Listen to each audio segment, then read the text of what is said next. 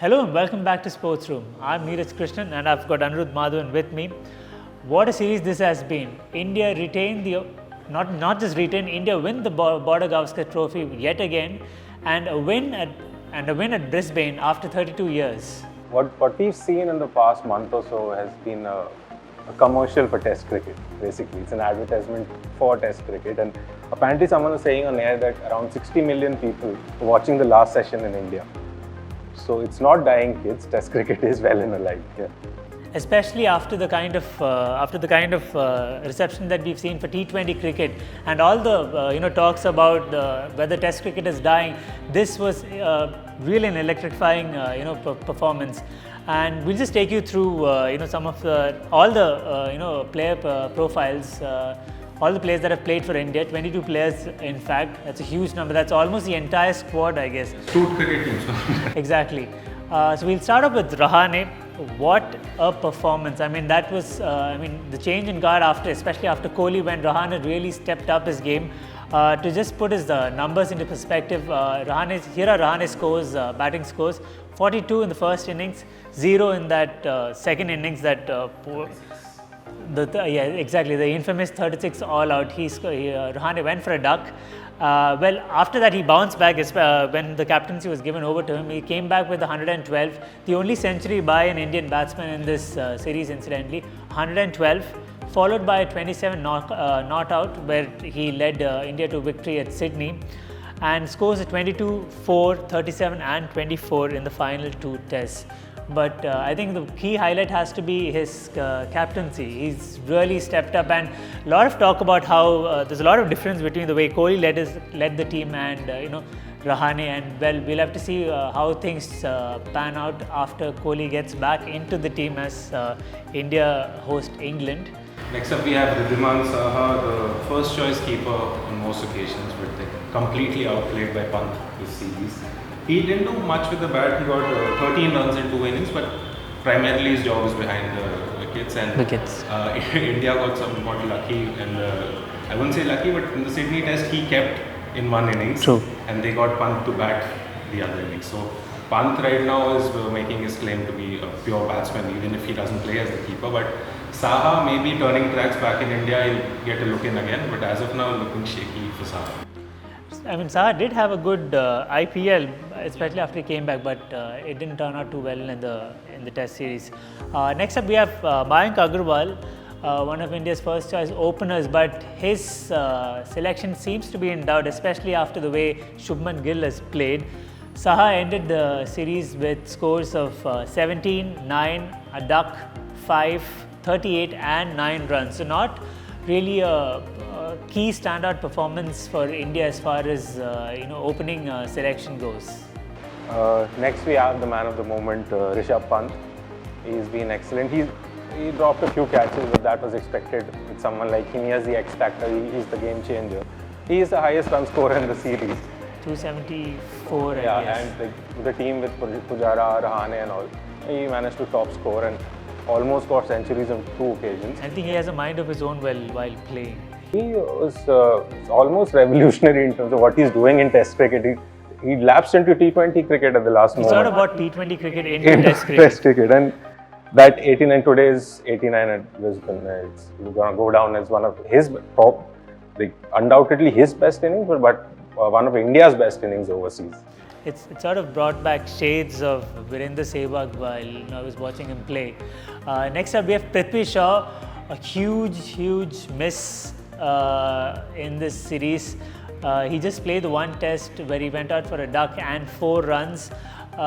Wasn't really promising with the bat, and I think people almost drew parallels between him and Pant initially, the way they played. But while Pant went on to solidify his place in the team, I think Prithvi Shaw most probably might not play the England series in India. Then we have Jasprit Bumrah, the leader of the pack, and he was the pick of the bowlers once again. He got 11 wickets. Unfortunately, didn't play the last game. But more than the wickets, it's more of his influence. That's the factor. He's rallied the troops around. He played like 15, 16 Test matches. He's already leader of the group. So hopefully he's fit for the England series. Yeah. Next up, we have Pujara, the wall as they call him now. maybe a shade lesser than Dravid when it comes to strike rate, but Pujara, undoubtedly has been another exemplary performance in this series. I mean, he's really weathered down the Australian bowling attack, especially that of Pat Cummins and Hazelwood. Pujara scored 271 runs totally in this series. I think a strike rate of about less than 30 runs, but I think his main job was to hold the guard while sort of weather down the Australian bowling attack. Pujara ended his innings with scores of 43, a duck in the second innings, 17, 3, 50, 77, 25 and 56 runs. So 271 runs in total, but Pujara did what he's what he's best at, sort of hold down the guard while ensuring that India had wickets in hand. He was hit about 11-12 times in this last innings, so that shows you the fortitude the man has. Next we have Umesh Yadav, not much to talk about. He got injured in the second test and he took only 4 wickets, but he kept on bowling. He bowled his heart out, and hopefully we'll see him back soon. Next up, we have Shubman Gill, one of India's key performers and an excellent find in this series. I mean, he did impress everyone with his IPL performance, but the way he's turned up in this test series has been really exemplary. He came in as a replacement for Kohli, and what a replacement it was, truly. Gill ended with the scores of 45, 35, 50, 31-7 and 91. He just missed out on his century, just like Pant. What a performance. And I think going forward, especially the England series, I think Gill might be one person that might just open the series, do the opening with Rohit Sharma, considering Agarwal hasn't been exactly in form. Next we have one of the debutants of the series, Navdeep Saini, and wasn't even sure if he was going to play even one match on the series, and he bowled fast and he improved with each innings, and then injury took him out for a small while, but then he came back and showed a lot of heart and gumption. So yeah. Next up we have Rohit Sharma, India's vice captain. He didn't feature in the first 2 test series as he was recovering from injury, and then later he was in quarantine. Not too much with the bat, 26 scores at 26, 52, 44 and 7, but I think he was really good in the field. I think he took about 5 catches in the last series, the last test. And I think it was also one of the records, I guess, for an Indian fielder. So I think most of his contribution was not exactly exemplary, but still, I think between his fielding and batting, he did put in a fine. Yeah, he looked like the most comfortable out of all India's batsmen, and unfortunately, gifted his wicket away. But he looked he looked set for 100, and he gets hundreds. He gets daddy 100, 150 to 100. So yeah, England series, England, watch out for Rohit Sharma. Next we have Mohammad Siraj, in a momentous series for him. A really emotional time coming into the series. He recently lost his father, but wanted to play for his father and chose to stay back. And he came in for the debut and then became the de facto leader of the group in his third test, and he's the leader of the group. Even in his second test, I think he was a senior bowler. I think So he was being referred to as senior bowler just he after. He got the most number of wickets for India, and first fifer in the last test. Last test. And even though with all the problems with the crowd and all, he showed a lot of fortitude and character being the keyword that Rahane keeps repeating. He was the perfect example of it. Next up, we have Virat Kohli, arguably India's finest batsman, but Kohli unfortunately could not do much in the series as he had to get back home. He ended the series with scores of 74 and 4 runs. A promising start, but the second innings was a nightmare innings, it's fair to say. So not much that Kohli has done in this series, but we'll have to see how he turns up against England. Then we have the only bowler to not get a match, which is Kuldeep Yadav. Really feel bad for him, but in hindsight, it looked like the correct choice because Saini broke down and we needed that extra. And with the bat also, Shardul Thakur came in. So uncertain future for Kuldeep, but he might get a look in against England because of the turning tracks and all. Yeah. Next up, we have Hanuman Vihari. I think Vihari is more. iconic moment might be that third test where he weathered down the Australian bowling attack with R. Ashwin. I mean, like Ashwin, Vihari was also out of the series after that, but a fine innings, not much with the bat, but not in terms of runs, but in exactly, terms of not in timing. terms of runs, but I mean, he did what Pujara usually does. Vihari ended the series with scores of 16, 8, 22, 21, 4 and 23, and I think that 23 is what he'll be known. Yeah.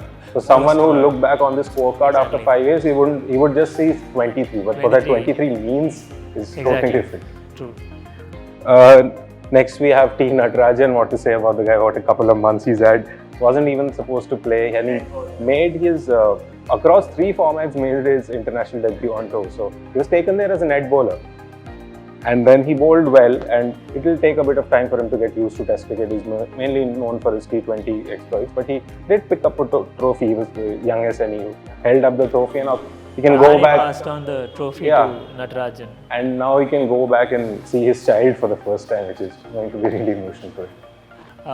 Washington Sundar, I mean, Sundar only played the last test, and well, he did make quite an impact with scores of 62 and 22, and also most impressively, he took 4 wickets and some key wickets that too. First wicket, Steve Smith. Steve Smith, I mean, what a wicket to have as your first. So Sundar, not much. I mean, he did really well with the bat in the first innings. In second innings as well, he looked like he was going to be there with Pant to finish the match, but unfortunately got out. It'll be interesting to see whether he'll be picked over Jadeja in the series against England, because Sundar's really given some tough thinking to the selectors. Next we have Washington's batting and bowling partner Shardul Thakur, and this guy walked off after bowling 10 balls in his debut match, so it was virtually another debut for him. And he scored 67, took 7 wickets, man of the match. What can he do? And the sad part is we don't even know if he's going to be a regular fixture in the Indian team. Tough pick considering all of India's senior bowlers are going to come back. But then he'll hold this. True, definitely. Next up we have Ashwin. I mean, Ashwin did everything. I think with the bat and the ball, he was absolutely brilliant. Especially in the third test, he was the one who held fort along with Vihari and handed India the draw, which in all likelihood was more like a win. So Ashwin ended the series with 12 wickets and with scores of 15, 0, 14. 10 and 39, and it's at 39 again that will be most memorable for him, considering the conditions. I mean, he was injured and he was out of the last test, but again, what a series for Ashwin. Same as with Bumrah, he's stepped up, he molded that bowling. True. Again, he's the senior statesman of the team, and especially with 2 guys from Tamil Nadu, Natarajan and Washington coming in, he sort of groomed them into it. Natarajan's very shy, and he sort of led him into the team, and more than his wicket-taking abilities, he's transformed a lot. True. I mean, he did have quite a bit of banter with Payne. Payne wanted to see him at Khaba. I mean, what a fitting reply at the end of it. Next we have, as with Kuldeep, now we have the only batsman who didn't get a look in, which is KL Rahul. KL. He unfortunately got injured during the season. Very unlucky. I think he would have been picked up. Yeah, he could have gotten a chance to play, but he had to come back. But then Rahul is one of India's best players right now across formats, so he'll definitely make a comeback soon. It'll be interesting to see where he'll fit in, because considering how India's has been like that, he's floating through. Exactly. While Shubman Gill has really come into the team, it'll be tough for Rahul to find a place, especially considering that Kohli is also going to be, making a comeback into the team. So then we have Mohammad Shami, virtually India's second best bowler. He played only 1 match before he got injured. yeah, not much he could do. Yeah, and he didn't get any wickets, and he'll walk back into the side when he's True. Of course, he'll get back. Yeah. He couldn't do anything now. But considering Ishant Sharma is also going to be back. Those are the big Bumrah, Ishant. Though Bumrah is yet to play in India. True. Next up we have Jadeja. I think Jadeja will be mostly remembered for that injury that he picked up in the third test. Again, gritty innings. Jadeja's more. I mean, at first he made headlines for that concussion substitute and all the talks around it. He did make a comeback in India's second test. Scored a half century in the first innings. He didn't get to bat in the second innings because India won the match. In the third innings, he scored 28 runs, and I think last 4-5 runs was with the injury that he played. So quite a series for him as well. Will be interesting to see whether he'll be able to make a comeback into the Indian side in time for the England series. And but it shouldn't be a big problem for the selectors, because considering the way Sundar has stepped up, might not be that big of a loss for India. Well, that was a series for the players in a nutshell. Looking forward to, we have the England series coming up, and more importantly for the inaugural World Test Championship final that's to be held at Lord's in June. I think India has made a pretty good case for themselves. Had India not won this last Test match, India would have had to have a whitewash series against England and beat them 4-0, which would have been quite a formidable task for India. But now, considering Australia slipped up, Australia moved down to 69.2%. They still retain their top spot, but it is a very slim lead, considering both India and New Zealand are breathing down their necks. Australia will now need at least a 2-1 victory over South Africa while they're away, to ensure that they remain in the top 2 spots. As far as India is concerned, India need just a 2-0 victory over England, and that too at home. So that's going to be something that we can look forward to. Well, that's it from both of us here at Sports Room. Do leave us your comments in the comment section. Until next time.